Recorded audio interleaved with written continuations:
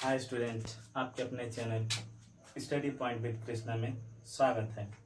आज हम class 9th या 10th की किसी एक मैथ की बुक को लेंगे, उसके सारे क्वेश्चन को हम सॉल्व करेंगे। हो सकता है पहले क्लास 10th का लिया जाए, उसके बाद क्लास 9th का लिया जाए, लेकिन दोनों क्लास के मैथ को हम लोग शुरू से लेकर अंत तक सारे प्रश्नावली का बहुत आसानी से सारे क्वेश्चन को लगाएंगे। और आज फिलहाल हम ऐसा टॉपिक शुरू कर रहे हैं जिसमें 9th और 10th दोनों के लिए कॉमन है। उसका नाम है परिमेय संख्या। परिमेय संख्या एक ऐसा चैप्टर है जो क्लास 8 में भी मिलेगा, 9th में भी मिलेगा और क्लास 10th में भी मिलेगा। तो हम परिमेय संख्या आज शुरू करेंगे, देखेंगे दो संख्याओं के बीच में परिमेय संख्या कैसे निकाली जाती है। उससे पहले हम थोड़ा कुछ बेसिक जानना चाहेंगे, उसके बारे में जानते हैं। बेसिक का मतलब हमारा प्राकृतिक संख्या किसे कहते हैं, पूर्ण संख्या किसे कहते हैं, क्या बोलते हैं, परिमेय संख्या किसे बोलते हैं, ये सब चीजों के बारे में हम जानेंगे। तो पहले लिखते हैं प्राकृतिक संख्या, देखते हैं प्राकृतिक संख्या क्या होती है। पहला पॉइंट है प्राकृतिक संख्या। प्राकृतिक संख्या, प्राकृतिक संख्या कौन सी होती है? बहुत सिंपल सा परिभाषा है, वे सारी संख्याएं जिनसे हम गिनती गिनने का काम शुरू करते हैं, या वे सारी संख्याएं जहां से हम गिनती गिनना शुरू करते हैं, वे सभी प्राकृतिक संख्याएं होती हैं। गिनती हम गिनने का काम कहां से शुरू करते हैं? तो एक से, यानी कि गिनती गिनने वाली सारी संख्याएं, गिनती गिनने वाली सारी संख्याएं। अब गिनती गिनने का काम कहाँ से किया जाता है? तो सिंपल है, एक से शुरू किया जाता है। एक से हम गिनती गिनना शुरू करते हैं। जब भी हमें बचपन में गिनती पढ़ाया जाता था तो हम गिनती एक से ही शुरू करते थे और 100 तक सुनाते थे, हालांकि गिनती अनंत तक जाती है। तो गिनती की जो प्राकृतिक संख्याएं होती है वो कहाँ से होती है? एक से शुरू होती है। ये कहाँ से शुरू होंगी? एक से लेकर अनंत तक होती है। ये अनंत का सिंबल है। तो प्राकृतिक संख्याएं समझ में आया? वे सारी संख्याएं जिनसे हम गिनती गिनने का काम करते हैं, वे सारी संख्याएं जिनसे गिनती गिनी जाती है प्राकृतिक संख्या कहलाती हैं। उदाहरण के लिए 1 2 3 डॉट डॉट डॉट इन्फिनिटी तक। आइए दूसरी बात हम जानते हैं, प्राकृतिक संख्या के बाद होता है पूर्ण संख्या। पूर्ण संख्या, अब देखिए प्राकृतिक संख्या और पूर्ण संख्या में क्या अंतर है? बस थोड़ा सा का अंतर है। अगर हम प्राकृतिक संख्याओं में जीरो को शामिल कर लेते हैं, जीरो को शामिल कर लेते हैं तो बन जाती है पूर्ण संख्या। यानी कि प्राकृतिक संख्याओं में जीरो को शामिल किया जाता है। तो हम लोग लिख सकते हैं, अगर प्राकृतिक संख्या में जीरो को शामिल करें तो वे पूर्ण संख्या बन जाती हैं। वे पूर्ण संख्या बन जाती हैं। ये जानना बहुत जरूरी है। ये बेसिक चीजें हैं, इनको जानना बहुत जरूरी है। क्लास 9 में भी मिलेगा, 10th में भी मिलेगा और 8th में भी है, 7th में भी है। लेकिन ये परिभाषा है, थोड़ा जानना चाहिए आगे पढ़ने के लिए। तीसरा देखते हैं। हाँ, इसका उदाहरण हो जाएगा, बस इसी में जीरो शामिल कर लेना है। 0 1 2 3 डॉट डॉट डॉट, ये भी जाएगा इन्फिनिटी तक, बस जीरो बढ़ा देना था इसमें। अब होता है पूर्णांक संख्या। पूर्ण के बाद आती है तीसरा पूर्णांक संख्या।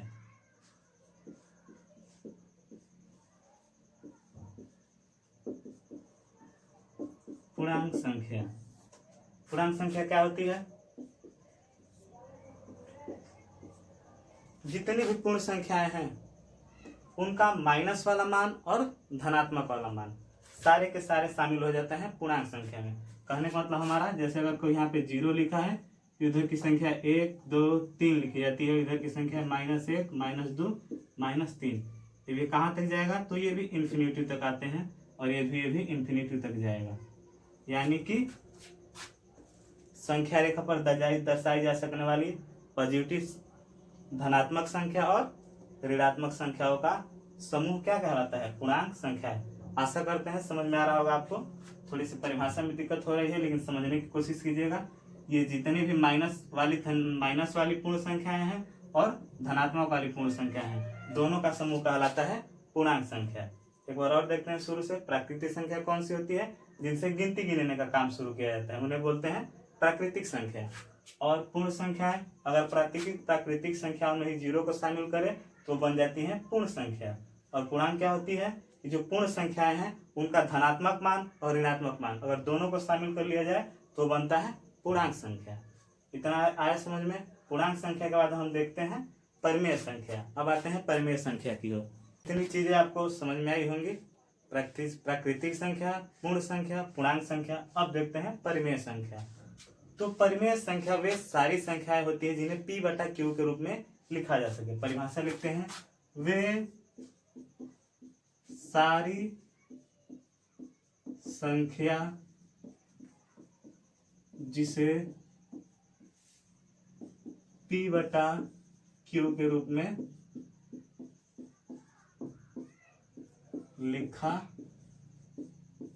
जा सके। वे सारी संख्याएं जिन्हें P बटा Q के रूप में लिखा जा सके परिमेय संख्या कहलाती हैं। लेकिन ध्यान रखेंगे Q का मान कभी भी 0 नहीं होना चाहिए।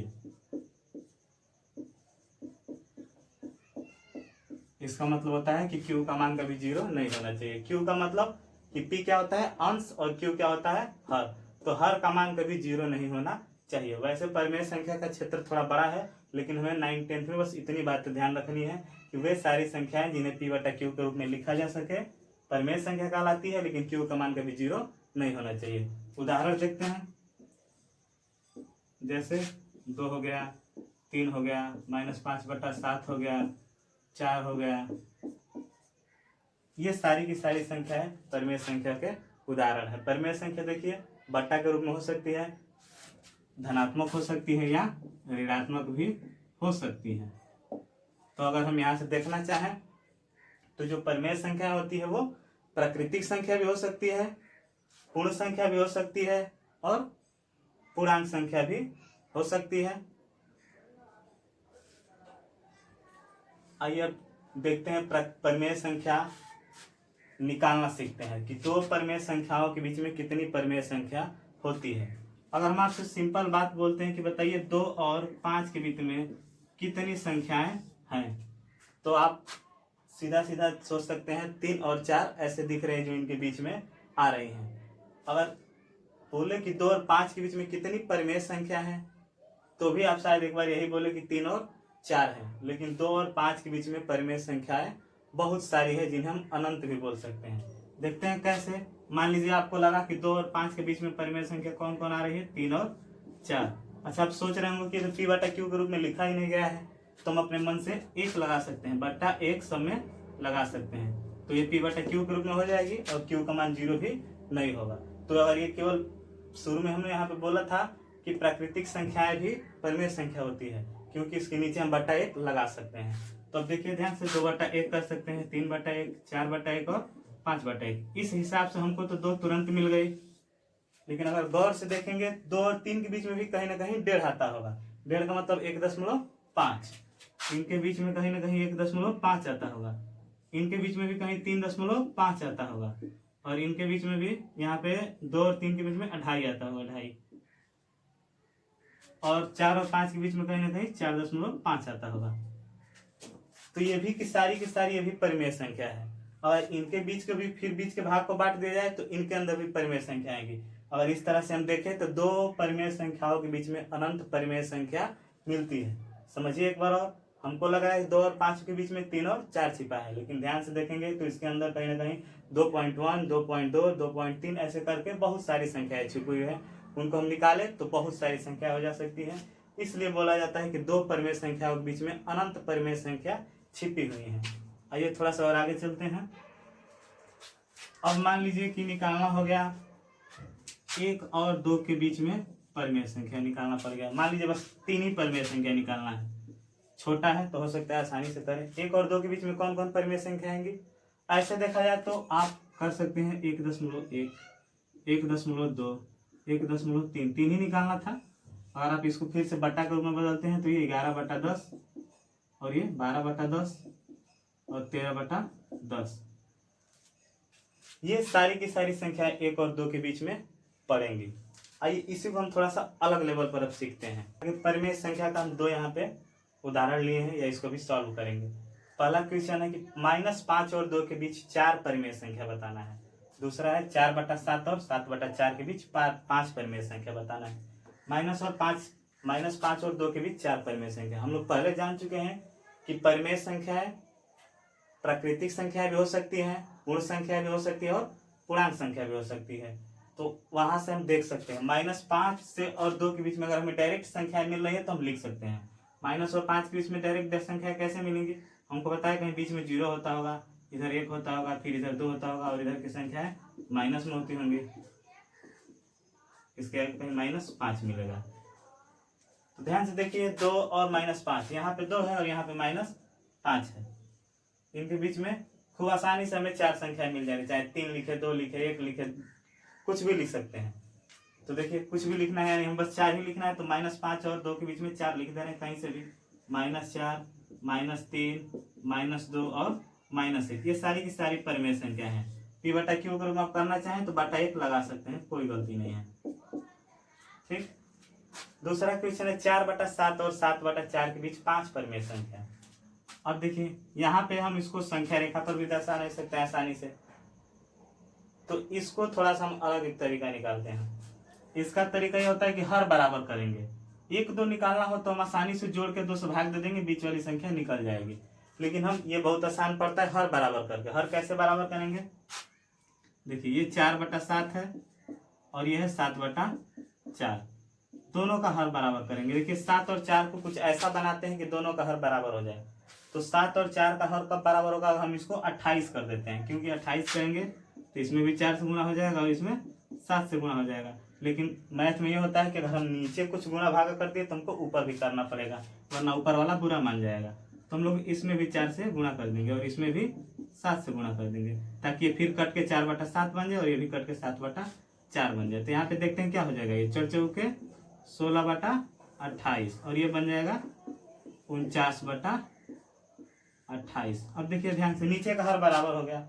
जब हर बराबर हो जाए तो ऊपर वाली संख्याओं के बीच में जितने की अंतर होती है उतनी परिमेय संख्या खूब आसानी से मिल जाती है। तो यहाँ पर हम 16 के बाद 49 के बीच में बस 5 ही लिखना है, कुछ भी लिख सकते हैं, चाहे 17/28, 20/28, 23/28 या कुछ भी लिख दीजिए। बीच में छोड़ रहे हैं वो सारी की सारी संख्या इसी में आ जाएंगी। 24/28, 25/28, ये सारी की सारी क्या है? इन दोनों परिमेय संख्याओं के बीच में आने वाली परिमेय संख्या है। अब देखिए ध्यान से देखिए, ये परिमेय संख्या हम कितना भी निकाल सकते हैं, इनका गुणा और बढ़ाते जाएंगे। 28 के 56 कर देंगे, 56 कर देंगे तो 16 और 49 के बीच में लगभग जितनी भी संख्याएं निकल उसकी दुगुनी संख्याएं निकलने लगेंगी। तो जितना काम है उतना हम इसको बढ़ा सकते हैं। हर बढ़ाते जाएंगे, अंश में अंतर मिलता जाएगा।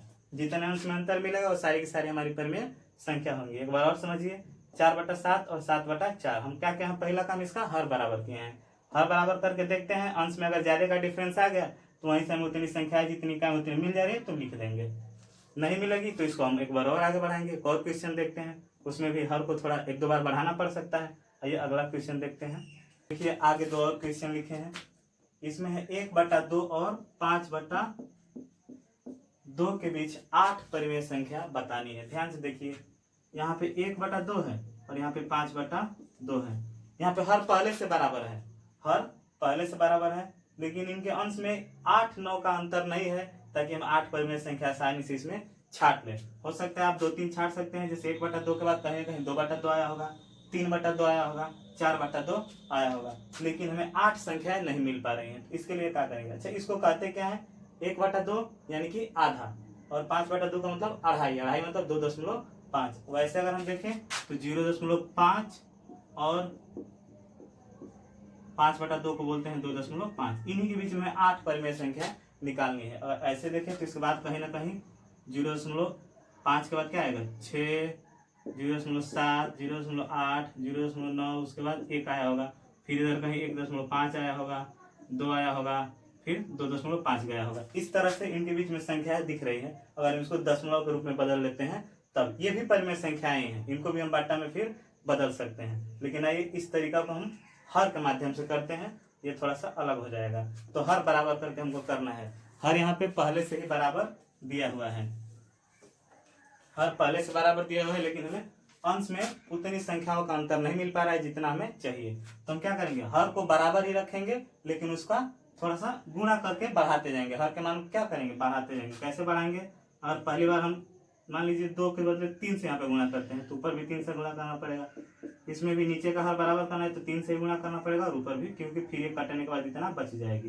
तो यहाँ पे देखिए 3/6 हो जा रहा है, यहाँ पे हो जा रहा है 15/6। अब देखिए 6 नीचे बराबर भी है, और 15 और 3 के बीच में 8 का लगभग अंतर भी मिल जा रहा है। तो हम क्या करेंगे, अब इनके बीच में हम संख्याएं लिख सकते हैं। कौन कौन सी संख्याएं मिलेंगी 3/6 के बाद, 4/6, 5/6, 7/6, 8/6 और 9/6, 10/6, 11/6 और 12/6। 8 संख्या मिल गई आसानी से। देखिए यहाँ पर हम 2 को 4 भी बना सकते थे, लेकिन हो सकता था 4 बनाए तो संख्याएं पूरी न मिल पाती। क्यों, अगर हम 4 बनाते तो देखिए 1/2 में अगर हम 2 से नीचे गुणा करते, 2 से ऊपर थे तो 2/4 बनता। नीचे क्या बनता, फिर नीचे भी 5/2 है, और हर बराबर ही रखना है तो 2 से गुणा करेंगे तो 10/4 बनता।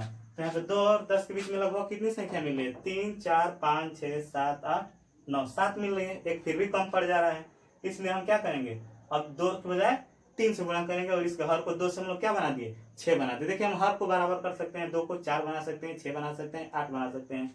कब तक बढ़ाते जाएंगे, जब तक हमारी संख्याएं न मिल जाए जितनी संख्याओं की हमें जरूरत है। तो आया होगा समझ में। अब देखिए अगला क्वेश्चन देखते हैं। इसलिए हम यहाँ पे 2 के बजाय 2 को 4 ना बना के सीधे 6 बना दिए, क्योंकि 4 बनाने पर भी संख्याएं कम मिल रही थी, तो 6 बना दिए तो पर्याप्त संख्याएं मिल गई। अगला प्रश्न देखते हैं। देखिए 3/5 और 4/6 के बीच में 6 परिमेय संख्याएं चाहिए। अब इसको देखिए, इसका भी हर ही बराबर करेंगे। हर बराबर करके परिमेय संख्या निकालना बहुत आसान होता है। तरीका और भी है, लेकिन ये वाला तरीका सबसे अच्छा है। 3/5 और ये 4/6, 3/5 और 4/6 को बराबर करेंगे तो क्या हो जाएगा, देखिए हमको डायरेक्ट दिख रहा है कि 30 पे जाके कहीं ना कहीं ये बराबर हो रहा है। तो 5 को अगर हम 30 बनाएंगे तो 6 से गुणा, और 3 को भी 6 से गुणा करेंगे तो ये हो जाएगा 18/30, और ये हो जाएगा 5 से गुणा करेंगे तो 20/30। अब ध्यान से देखिए 18/30 और 20/30 में केवल 19/30 मिल रहा है एक संख्या में। जरूरी कितनी है, 6 की जरूरत है, यानी कि हम इसके हर को और बढ़ाएंगे। देखिए हम लोगों ने 5 से 30 बनाया, 30 से हम डायरेक्ट 60 बनाते, कुछ भी बना सकते हैं। 30 के बाद 45 भी बना सकते हैं, 60 भी बना सकते हैं, और उसके आगे भी बना सकते हैं। हम तो डायरेक्ट 60 बनाते हैं, क्योंकि अभी 30 किए हैं तो मात्र भी 1-2 संख्या मिल रही है, 6 संख्याओं की काम है, तो 60 बनाते हैं। तो आप चाहें तो यहाँ पे डायरेक्ट 5 में 12 से भी गुणा कर सकते हैं, 6 में भी 10 से गुणा कर सकते हैं, वरना इतना कर दिए हैं तो इसके आगे ही 2-2 गुणा कर देते हैं, कोई दिक्कत नहीं होगा। ये हो जाएगा 18 दूना के 36/60, और ये हो जाएगा 20 दूना के 40/60। देखिए 6 परिमेय संख्या मिल जाएंगे आराम से। अब 36 और 40 में अभी भी नहीं मिल पा रही है, 4 ही मिल रहा है। 37, 38, 39 3 ही मिल रहा है, यानी कि इसके गुणा को हम और बढ़ाएंगे। तो यहीं पे और बढ़ा सकते हैं, चाहे तो हम यहीं पे 2-2 से फिर गुणा कर देंगे तो ये कितना बन जाएगा, 36 दूना के 72/120, और ये बन जाएगा 80/120। और 72 80 के बीच में लगभग 8 परिमेय संख्या मिल जा रही है। तो हम लोग लिख सकते हैं 72 के बाद 73/120, 74/120, 75/120, 76/120, 77/120 और 78/120। इतना चीज समझ में आया। यहाँ पे कई बार गुणा हो गया हो, उससे घबराना नहीं है। पहली बार हम देखे थे 5 को 30 बनाए थे तो हमें काम भर संख्या नहीं मिली थी, फिर उसमें 2-2 से गुणा कर दिए थे तो 36/60 बनाए थे, फिर भी नहीं हमें संख्या मिली, तो हम क्या किए, 72/120 बना दिए थे। अब इस पे हमें संख्याएं पर्याप्त, इनके बीच में और अंशों के बीच में उतना अंतर मिल जा रहा है जितनी हमें संख्याएं चाहिए। अगर इसमें थोड़ा सा घबराहट हो रहा हो तो इसको हम फिर थोड़ा कर देते हैं। ध्यान से देखिएगा, यहाँ पे कर दे रहे हैं।